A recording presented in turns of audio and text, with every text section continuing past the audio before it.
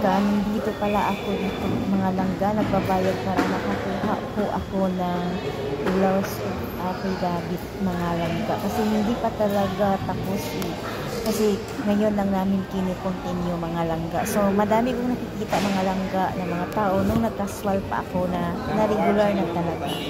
Ang bongga at ang saya no.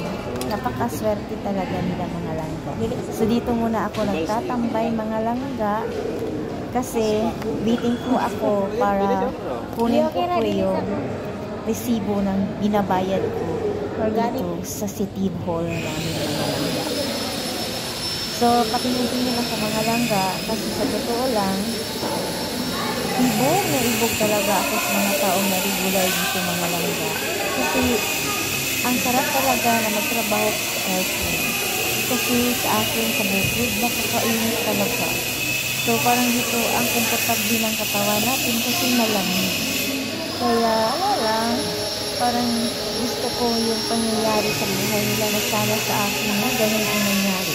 Kasi sa totoo lang, pagod na pagod ako ng paggagawa ng garden. Pero wala akong magawa. So, yun ako sa mga langga. Mag-garden na talaga ako doon. Kaysa wala akong mahihintay na harvest dito mga langga. Kasi yung mga papaya mga langga, mabubuhay lang.